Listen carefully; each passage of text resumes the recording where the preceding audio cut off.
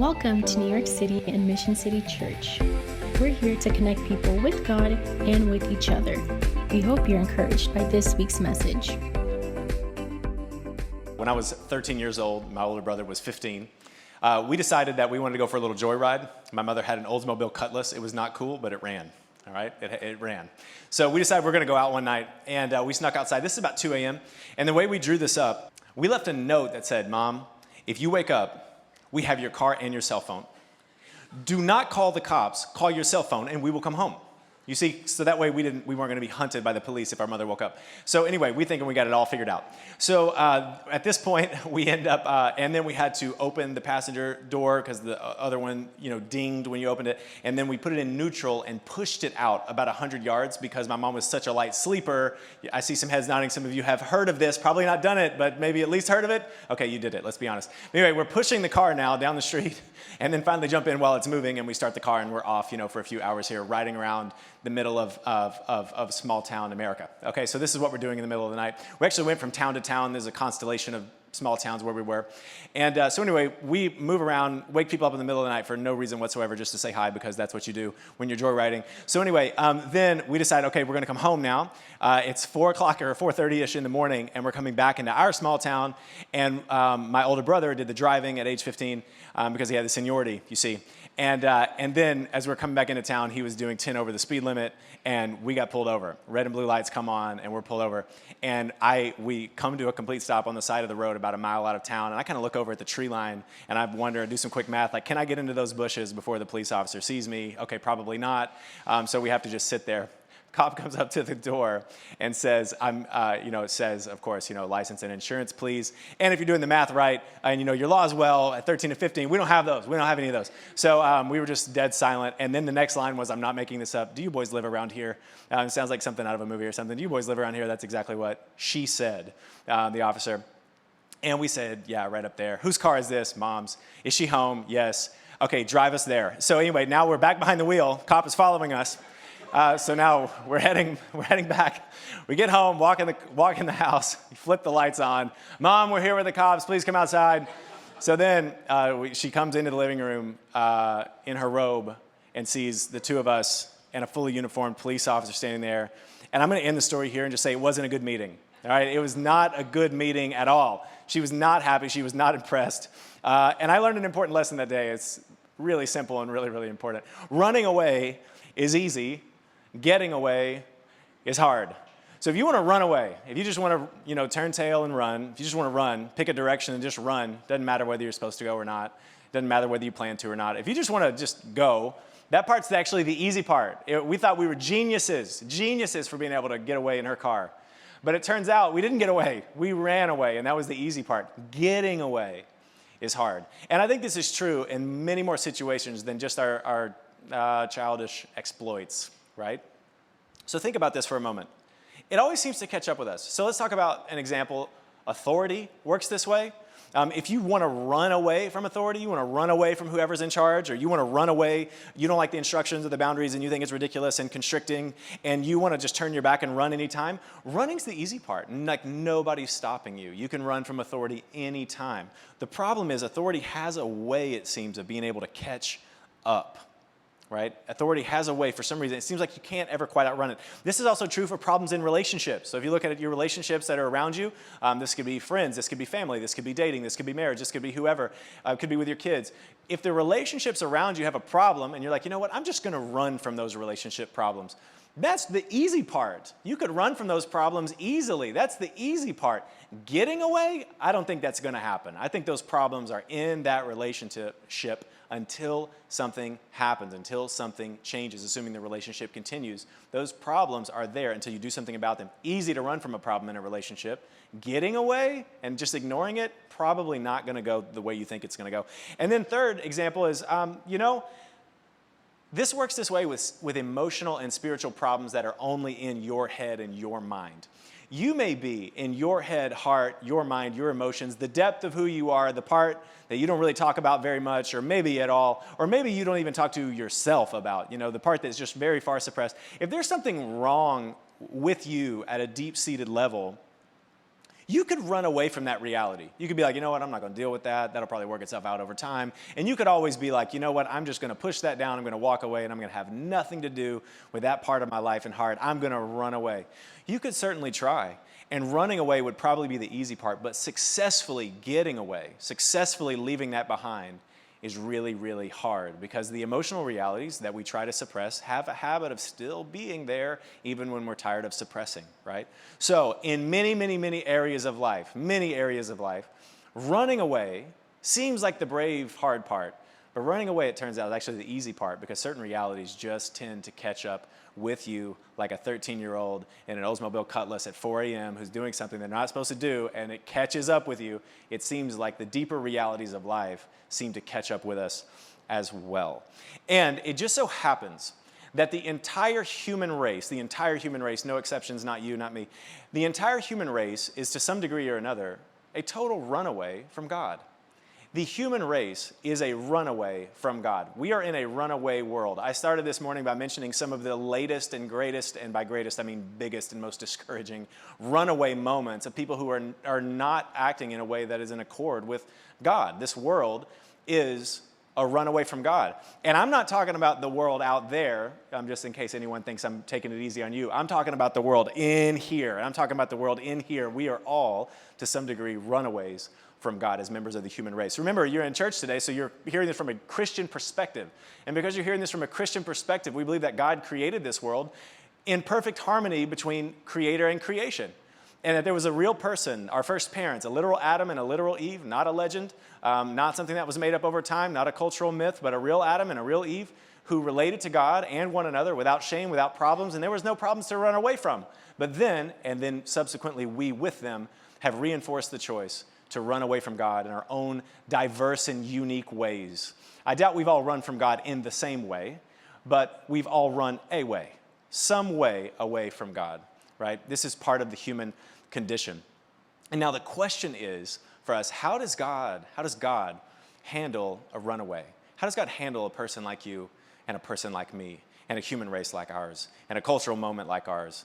How does God handle runaways?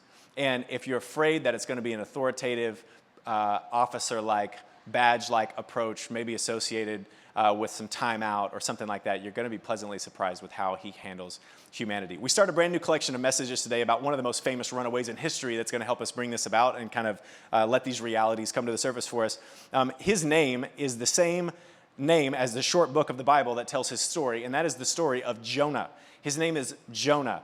His story starts with him running away from God. This is one of the most famous runaway stories in history. You may have heard his name before. He is one of the most famous, perhaps the most famous runaway from God in history. And the things that unfold next in his life after he runs away are instructive enough, helpful enough, and they're telling enough, and they pierce right to the heart of the human experience in such a way that our own journey can be helped if we look at the journey of Jonah. All right, so this is where we are, and this will be the first half of our summer here. We're going to get a whole 3 verses into Jonah today, into this book, the Old Testament book of Jonah, and then we've got several episodes forthcoming, okay, as we go through this 4-chapter book. So we've got a little ways here as we spend the next few weeks together with Jonah. We need just a little bit of background before we open the scriptures together. Where are we? We're in Israel. This is the Mediterranean Rim. This is the ancient Near East. When are we? We're in about 700 BC. So about, half a world away and about 2,700 years ago is where we're going to pick up the story this morning. So from Jonah's perspective, Adam and Eve and Noah and all these and Moses and Abraham, these are all far before. Jesus and church is all much later, and he's at this moment in 700 or so BC. And now who is Jonah, and what specifically does he do? You'll need to know this. He was what's known as a prophet. He was a prophet. That means he had a message, he had messages from God, on behalf of God, to humans. He was just an imperfect human like everybody else. He was a broken human. He was one of the runaways, right? Just like everybody else. And yet he was inspired. God chose a handful of people to speak prophetically to the nation at large in order to morally instruct them. Now, when you think prophet, you may think of telling the what? The future. If you think of a prophecy, you may think of that's prophets tell the future. That's actually kind of point number 2 on the job description of a prophet. Point number one was to morally inform, to publicly and morally inform and reform the nation, okay? So more of a forthtelling than a foretelling of events, all right? So that was Jonah's job. He was supposed to be close to God. He was supposed to be representing God and speaking from God to people. And so that was his job. He's also the son of a prophet. So he's a pastor's kid. His dad was a pastor, essentially. I love this book because there are about over a dozen books in the Old Testament that are prophetic books. And they're all named after the author. You know, Jeremiah, not David. I would have failed that test. Okay, Jeremiah, Isaiah, Daniel is where I was going. Okay, Daniel, Ezekiel, etc. And so as you go through these prophets, you'll find that in those books, almost always, the content of those books is their message to the nation. In other words, the book of Ezekiel is not about Ezekiel, it's about the nation of Israel. The book of Nahum is not about Nahum, it's about the nation of Israel. But if you read Jonah, it's Jonah's personal narrative. So this is the personal narrative of the prophet. Jonah is all about Jonah. And it's about his relationship to God. So that's one of the things that makes it unique. And so here it begins. This is the very, very first book. If you've never read a whole Bible book all the way through, if you just hang out for the next few Sundays, you will have gotten to the end of one. Because this one's very short, and this is the way it begins. Now the word of the Lord, that's that thing that prophets received. Now the word of the Lord came to Jonah, as it had before, no doubt, the son of Amittai, saying, "Arise and go to Nineveh, that great city, and call out against it, for their evil has come up before me." Now, what is Nineveh? This, I know, old geography, new geography, current geography is hard enough. Old geography, we're lost, like where's Nineveh and what's the point? Nineveh was the capital of the nation of Assyria, which was quite an oppressor to Israel and the nations around them. This is about 120,000 people at Nineveh. So to us, that's not a big number, okay? That doesn't seem huge when there are over 2 million who live in Brooklyn, so 120,000 doesn't impress us, but this is a major, major, major city by ancient Near Eastern standards. This is like a capital city, a major intimidating city. And it is agreed on that the people who lived in Nineveh were like the capital evil city of an evil empire of Assyria, okay? They were known to be brutal. I'm just going to give you a couple snapshots here. They were known to be murderous. They burned their enemies alive. This is recorded cultural history, and used their bodies as decor, okay? So this is the kind of vibe that we're going with here in Nineveh, okay? Among many other cruelties, okay? Marie Kondo, no. Corpse, yes, okay? So like this is the mentality, okay? They were a dominating militaristic force, okay? They were feared. They were absolutely feared. And they particularly hated their small, annoying neighbor to the southwest, Israel, okay? So there was a particularly bad relationship there. And if you put the verse on screen again, you'll find that when God says, arise and go to Nineveh, for their evil has come up before me, the two highlighted words, Nineveh and evil, those would have hit Jonah as like the same word. Those are like synonyms. This is almost repetitive here. We're talking about Nineveh and evil, and Jonah goes, yeah, those are the same thing. They just go together. In fact, I'm trying to bring this out as clearly as I can, and this for me I think was the punchline. I just can't make the language loud enough, so I'll try. One commentator said, the language of Nineveh and evil isn't very loud or alarming to us, but imagine if God said in 1943, Jonah, I want you to go to Berlin, Germany, and I want you to cry out against their evil. Okay? The answer is immediately no. Like, I'm definitely not going to go there and do that. So sure enough, Jonah says what most of us would say to that assignment. It sounds like a suicide assignment. Like, why would we do that? What a waste of a life. Surely not. And so it says what Jonah did next was, but Jonah rose to flee. And Jonah rose to flee to a place called Tarshish. More on Tarshish in a second. From the presence of the Lord. He went down to Joppa and found a ship going to Tarshish.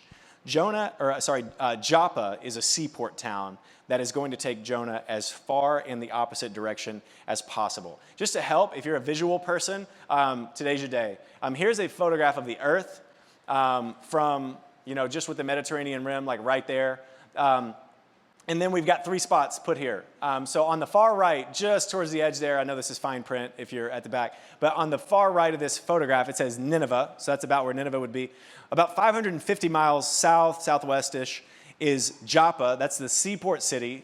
where Jonah says, no thanks, I'm going to go the other direction. And now you've got to go way left to get to Tarshish. We're talking about 2,500 miles here. We're talking about, this is almost coast to coast in America. This is like, we're going way out to go to Tarshish. Tarshish, we don't know everything about Tarshish. We're pretty sure that it was in southern Spain. We know it was a port city in the far west. It was then the farthest known point in the world. In principle, this is important to know. Tarshish was the farthest known point in the world. It's as obscure as you can get. It is as far out as you can get. It's a beach town. It's like, I want to get away from it all. I don't want to kind of get away. I'm going capital A, away. I am leaving this behind. I am out of here. It's like if you save up for a beach vacation, but not like your normal beach vacation, like that one beach vacation that you really want to take, and you're like, it's kind of a big savings event to get to this point, and you're thinking like other side of the world, Maldives, Bali kind of vibe, and someone comes up to you and you're like, oh, you're going to the beach? Which one? Rockaways? And you're like, no, I'm going to the far end of the known earth. I'm trying to go to French Polynesia here. I'm getting out. I'm going far away. This is the mentality that Jonah has. He's like, I am out of here, okay? I am leaving. He thinks, you know what, I see myself as more of a Tarshish guy, and so I am going. So he buys a one-way ticket. By the way, we find out that merchant ships would often take up to 3 years to get back. So this is a one-way ticket. He has no intention of coming. I want you to see, by the way, it says, so he paid the fare and went down into it, and to go with them to Tarshish, and this part is so important, away from the presence of the Lord. Feel the weight of that for a second. He's not just changing geography. Wrapped up in this decision, in some kind of spiritual sense that's maybe a little intangible, maybe hard to fully put it under your thumb, but in some very real and important way. This wasn't just, I'm not going to Nineveh. This wasn't just, I'm leaving, the region. This is, I'm leaving God. Like, I am going to get away from God here. I'm going away from the presence of the Lord. He was not just leaving behind an assignment. He was leaving behind the quality of his connection with the living God. And he's essentially saying, you know what, if this is what it is to follow you, never mind. I don't want to know you anymore. I don't want to listen to you. I don't want to love you. I don't want to serve you. And I'm away from the presence of the Lord. But I wonder if he had the honesty to tell himself that. I wonder if he had the honesty to tell himself when he was making the decision to go away from the presence of the Lord, to become a runaway from God. I wonder if he had the emotional integrity to look in the mirror and say to himself, this is what I'm doing. To actually have the uncomfortable moment of being like, you know what I'm doing right now? I am leaving God. I'm not just leaving the country.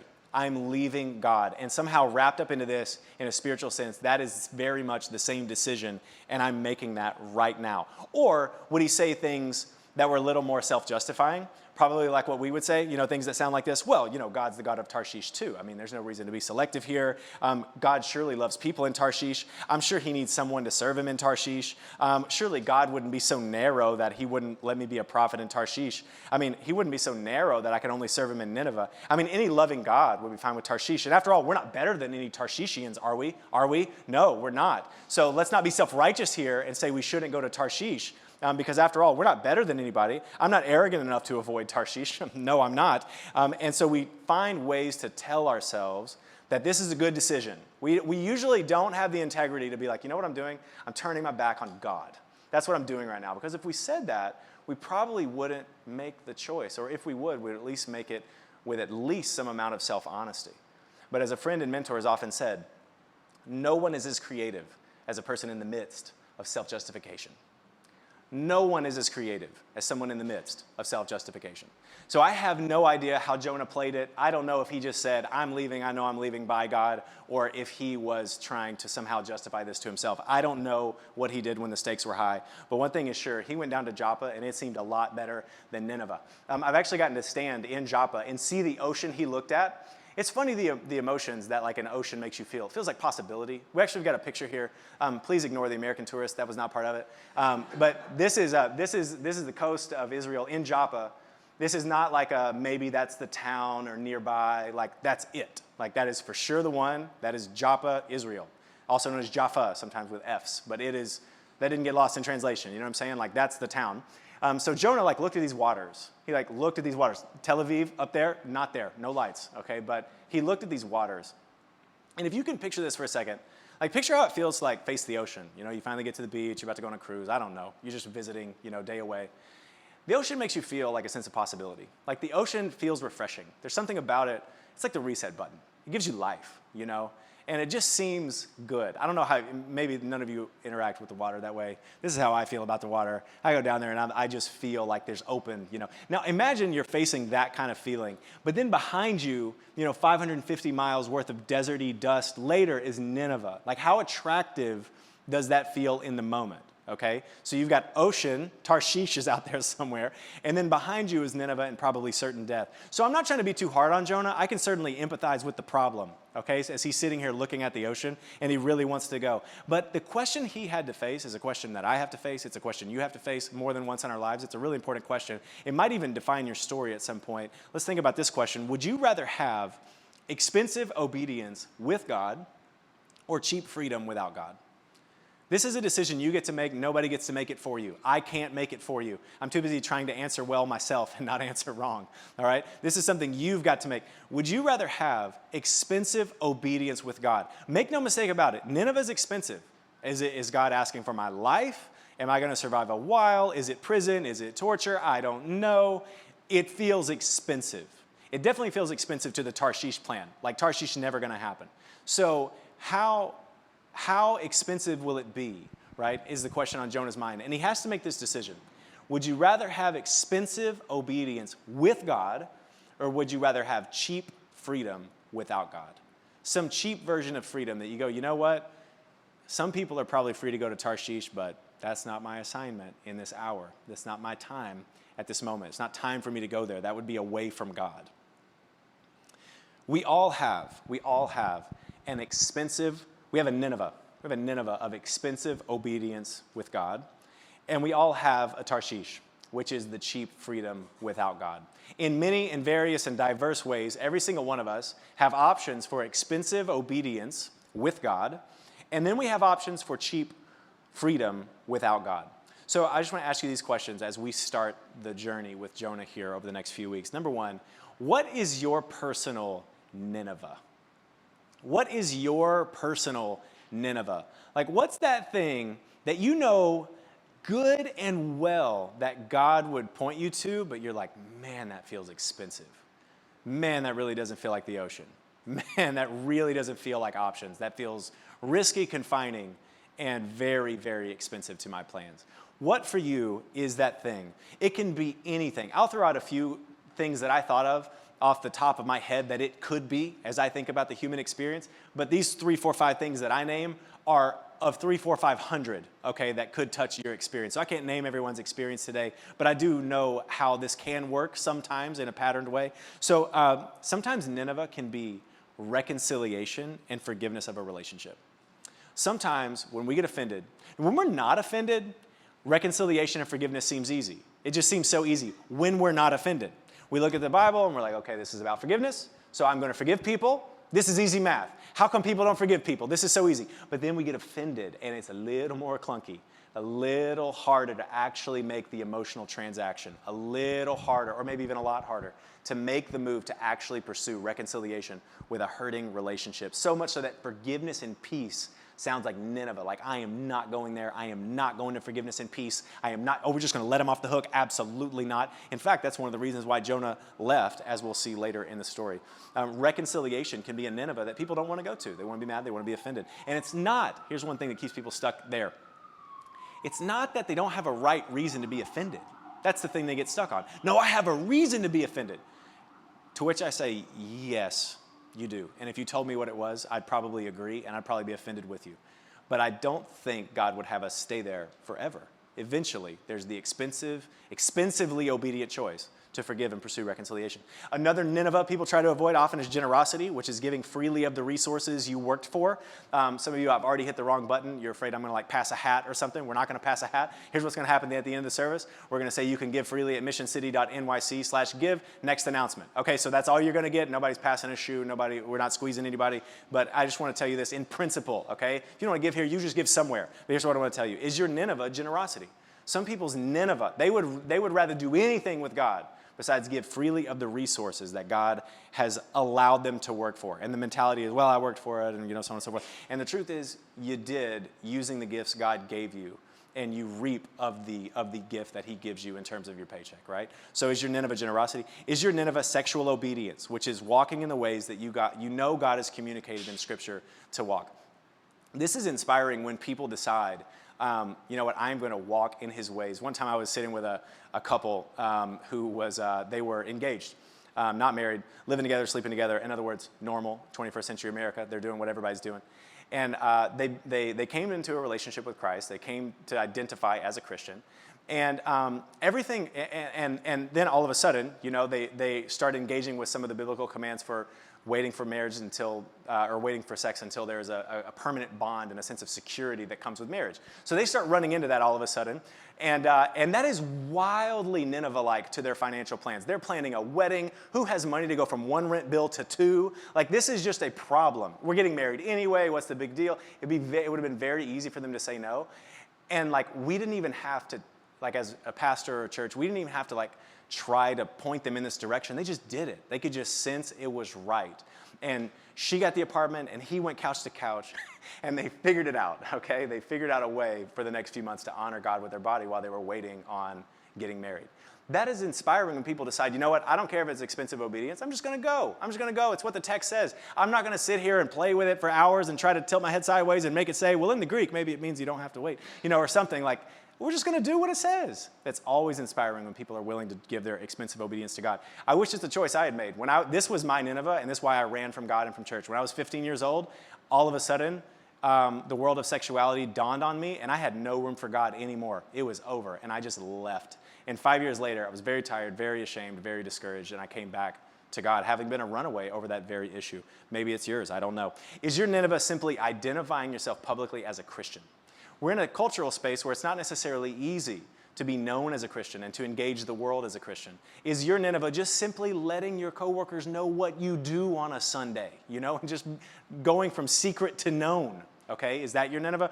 Or is your Nineveh some other thing that God's calling you to do that feels expensive to you that I can't anticipate or come up with, What is your Nineveh? And then I want to ask you this, what's your Tarshish? What's that thing that calls your name that sounds a lot better than whatever we just named, right? What is the thing that sounds a lot easier, a lot better, but somehow, if you were to have your just most honest moment, you were to know that's away from the presence of the Lord. All of culture would give me permission. My family might even give me permission. Myself wants to give me permission, but somehow I know that is just away from the presence of the Lord. I'll name some once again. Is it a life stage? So sometimes, for instance, if someone is married, if you're married and you're daydreaming about a way out of the marriage, I just want to define really clearly, that is Tarshish. You are in the marriage, okay? So to escape the marriage is to escape the presence of God, which is not something you want to do because he's directing us to stay married. I am not talking about necessarily abusive or adultery situations. Those require a longer conversation that we would have to get into another time. Although even then, ultimate reconciliation, once it is safe and trust is rebuilt, is the preferred idea. And I'm confident that to want out of the marriage is wanting Tarshish, okay? This also works another way. What if you're single and you want to be married, but in a way and to a person that doesn't honor God? Like it's a fast forward button somehow, and it's just not a person that God has chosen for you. It's not a person who's running the same spiritual race at the same spiritual pace. And you're like, you know what? Maybe we could just get this show on the road and maybe I could marry this person. They've heard of Jesus, we're close enough here. And you're trying to get this show on the road. Well, if you're getting married too quickly because you think it's your only shot, that's not God's will. That's Tarshish. That's you finding a way to get something done that you want. It's not an obedient choice, right? It's perfectly fine to want to be married, but to want to be married bad enough to fast forward and get around God's plan, that's Tarshish. That's a mistake. Is it money? Is it some experience? Is it security and comfort? Is your Tarshish just some sort of security and comfort such that you'll never take a risk of faith? What is your particular Tarshish? I don't know. I can only name it. I thought, curiously, that New York City is both Nineveh and Tarshish, depending on the person. Some people, you're called to be here. You're just supposed to be here, and you don't even want to be here. You're like, the taxes are high. I don't like it.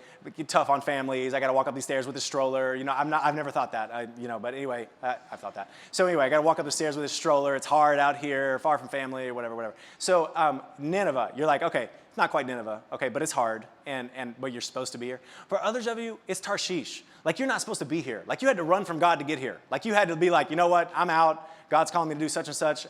You know where I'm going to go? Where no one will bother me about God. New York City. And then somehow you ended up in here. I'm sorry, it's Tarshish. Like, you got to turn around and you need to go do whatever God's telling you to do. Okay, so depending on how New York City interacts with your story, it could be either Nineveh or Tarshish. But only you can know if you're honest, if you have the nerve, if you're willing to name what's my Nineveh, what's my Tarshish. And the truth is, every last human being, at some point, every one of you, me, everyone who stands up here, every person who's ever preached a sermon or been a prophet or whatever, every single one of us at some point has chosen Tarshish instead of obedience. Every single person has chosen cheap freedom instead of expensive obedience. Every human being, down to the last person except one. That person, when the heat was turned up to the most it could possibly be, and when the obedience was as expensive as obedience can get, decided to stay in the will of his Father.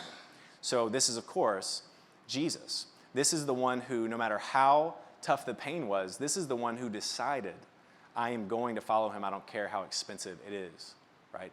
Let's look at these words. This is from a scene in a Garden of Gethsemane. The Garden of Gethsemane is the opposite of the Garden of Eden. The Garden of Gethsemane is a place of suffering where more suffering is coming. This is about 24 hours before the crucifixion of Jesus.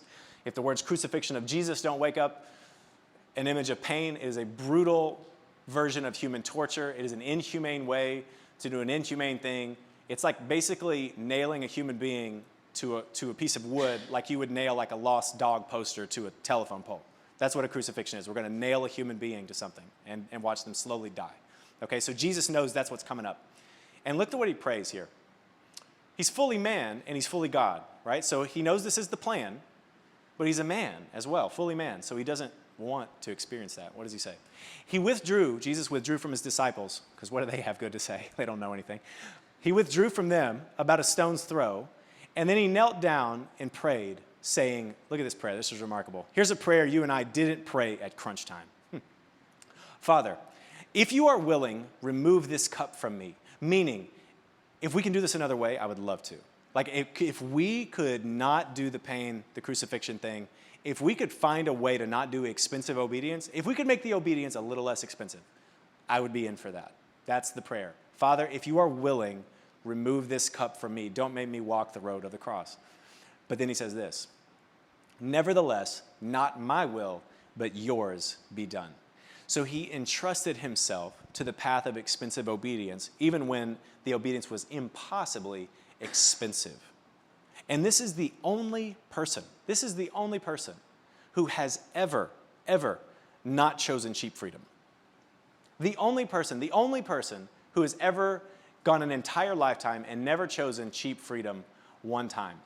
And that happened not just so he could be an inspiring example, because honestly, it's too late for us. And when we see perfection from an imperfect standpoint, we aren't inspired, we despair. Because we're like, it's too late. Okay, like I lost, I didn't do that, I took the wrong turns, I did the wrong things, I made the wrong choices. Good for Jesus, glad he was perfect, but I guess that example's there ultimately to condemn me. And that's actually not the way it works, because this moment wasn't primarily there to be a moral example for us, because although it certainly works that way, the primary reason was not just to show, hey, here's what you should do, but to make him ready for a substitutionary sacrifice that would pay for all the times we chose wrong.